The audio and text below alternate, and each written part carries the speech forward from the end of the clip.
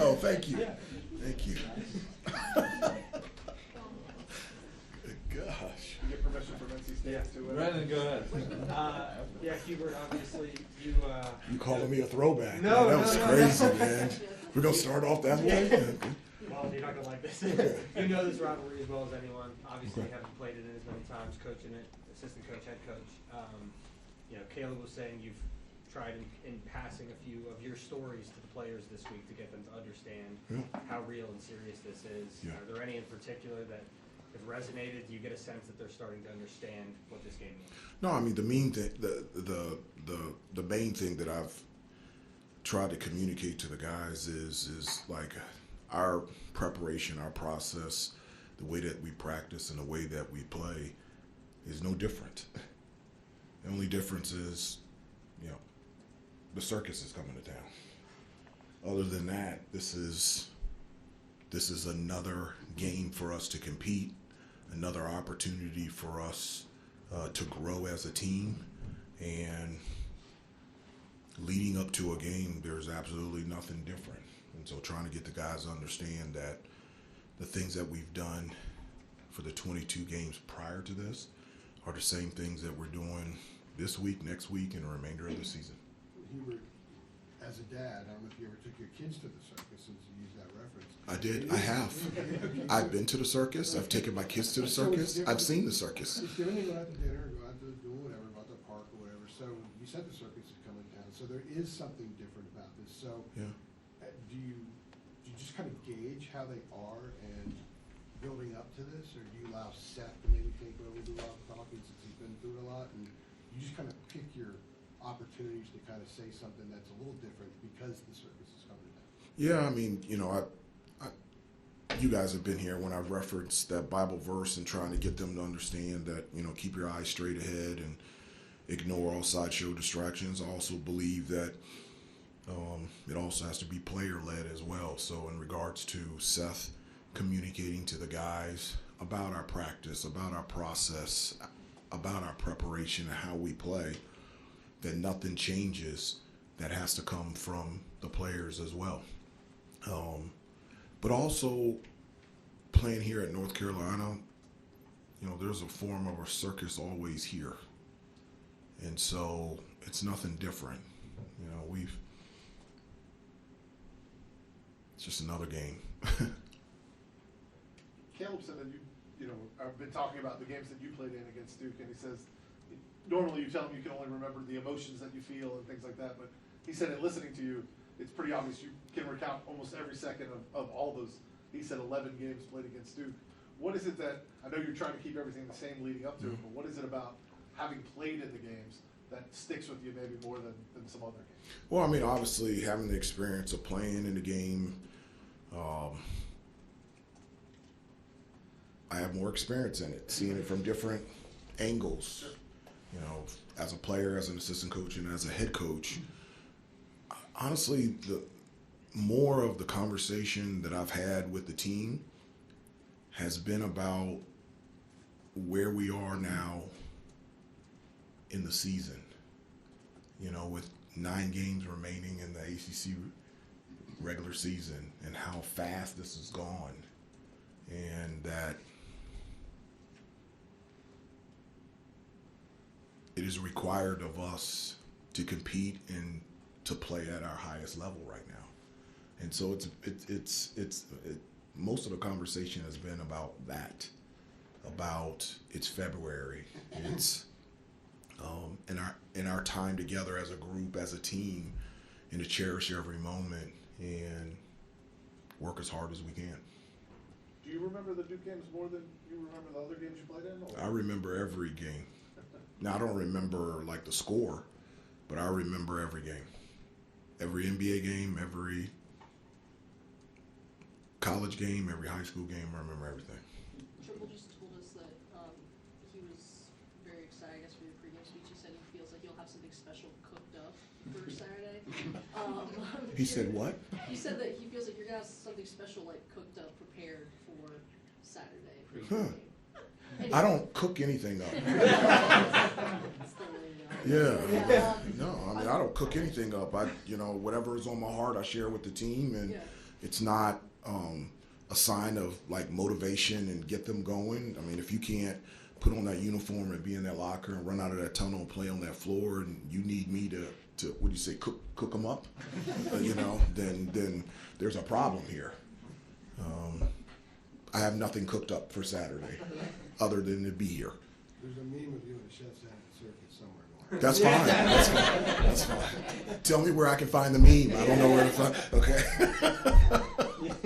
I guess going off that, with so many new faces to Chapel this year, how would you gauge that the new guys like Henry and JP and Luca, their understanding of what's about to go down on Saturday? Yeah, I mean, again, I feel like our guys have a clear understanding of that, because in some sense there's a lot that goes to being and playing here.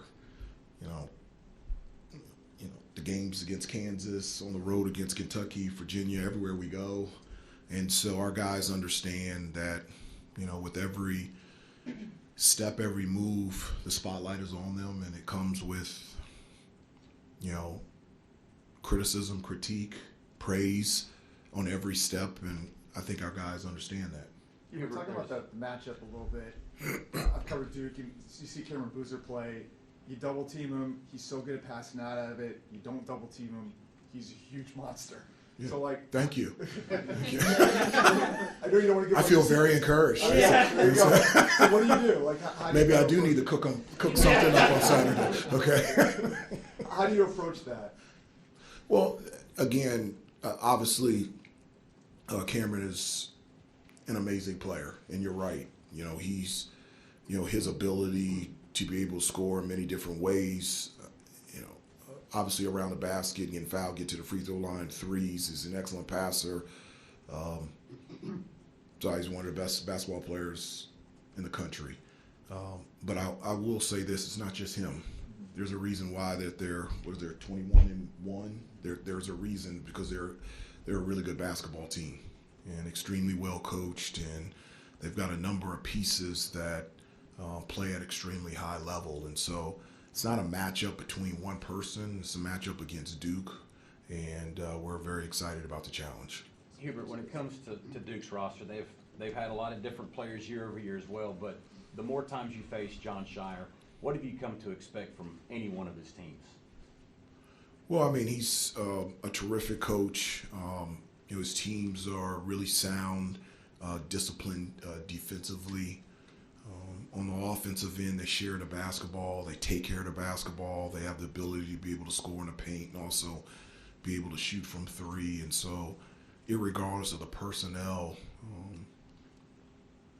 it's a team that plays both sides of the floor at a high level and can score in many different ways. What does this rivalry mean to you on a personal level? On a personal level? Yeah, like what you played in it, coached in it. Do you have any moments that stand out?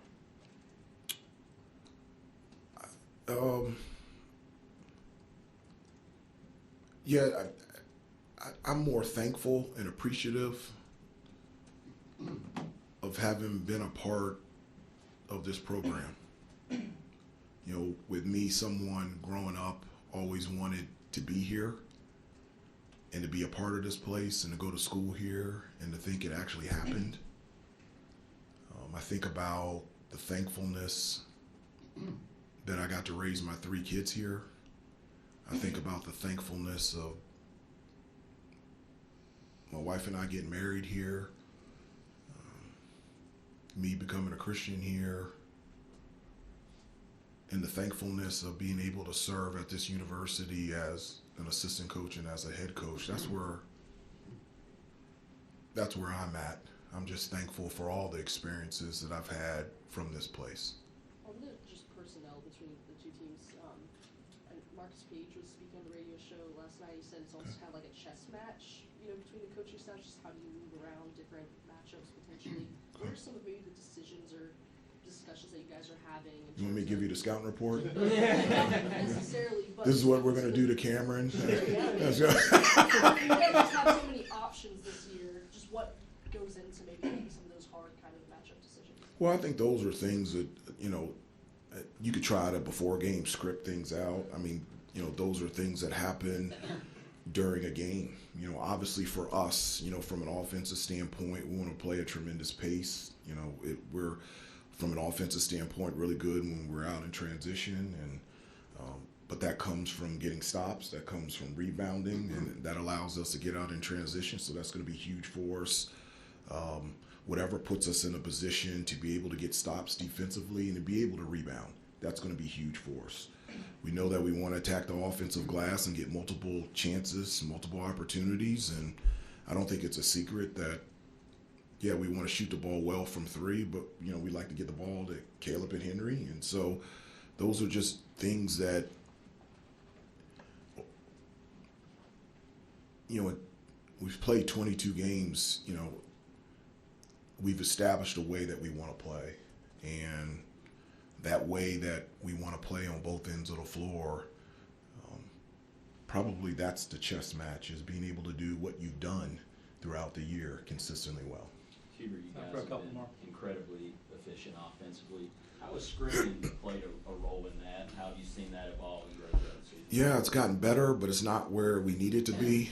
I mean, at the beginning of the year, our screens struggled, but it's just huge for us, to be able to get an advantage for our guards getting downhill, for Caleb and Henry, Jaron, Zayden, whether it's rolling or popping, being able to get space. And so, every day we talk about setting solid and legal screens. It's just a huge part of our offense. And so it's really big for us, and it's something that we talk about.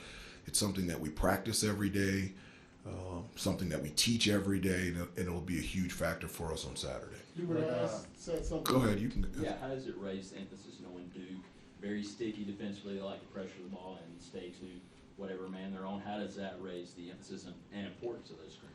Yeah, I mean, they, obviously they're very physical defensively. They like to get over ball screens, and they'll change up their ball screen coverage. Off the ball, they're just as physical getting through screens. And so, for us to be able to execute offensively and get the shots and generate the shots that we want, the only way we can do that is screen really well. And as I said before, it's something that we spend a lot of time on, teaching, talking, watching film, practicing technique, because it's been beneficial for us when we're able to do it at a high level. Hubert said something similar. You talk about blocking out the noise. Previously, in these type of matchups, you've had an experienced bunch. What type of positives do you see in maybe a brand new team, and how do you kind of try to keep them focused and keep the noise out? Well, one of the things is not talk about it very much. I think if I continue to talk about it, then that's bringing the noise to them. The one thing that I've said to them is this is no different week than the weeks prior and the weeks after. Is our preparation process, the way that we prepare and play is going to be the same, in the manner in which we do things that we've done all year. And those are the only things that I've talked about at great length. The thing that I have talked about at great length is where we are in the season and how much I've enjoyed coaching this team, and that we only have a certain number of games left in the regular season and a certain number of games here at home. And I think about Seth and I think about Elijah. Is there anything this Duke team does specifically well that you've kind of seen? Yeah, they do a lot of things really well. They obviously from a defensive standpoint, they've got great length, versatility, size, physicality, very tough to get to the basket. They do a nice job of defending without fouling. They don't turn the ball over very much, so they're not in transition defense. So, a lot of times you're going up against a set defense. From an offensive standpoint, obviously it's nice to have someone like Cameron who can not only get shots anytime he wants to, but be able to create shots. But just like I said, they've got a number of talented players that can make plays off the dribble, can shoot from three, get fouled, get to the free throw line, and they're a very unselfish team. The ball doesn't stick, .5 mentality, and It's why they're one of the leaders in terms of assists in our conference. Last one, Mel. You were once a part of the circus that covers this game with ESPN and everything. I I'm was. curious, what That's is why I it- don't. Well, what is it like? I'm curious, just having that experience too, and now being the head coach in this game. I know you have so much experience in this game, but how does that help that experience of being part of the circus that now you try to sort of tune out? You know, honestly, it's interesting. I think being a part of the circus for 7 years prepared me for here. You know, and being a part of that and being in front of the camera and having to do a ton of public speaking, it's interesting. Why would I? It was something that I never thought that I would do. When I was in elementary school, middle school, high school, I was in speech therapy class. Struggled with my pronunciation, stuttered all the time, couldn't stand, and still don't like public speaking at all. And so to find myself have worked 7 years with ESPN and feel comfortable in front of a camera, I don't know. Think about why those 7 years, and maybe it put me in a position to feel comfortable around you guys. Thank you, everybody. Thank you, Coach. Thank you. I appreciate it. Good luck.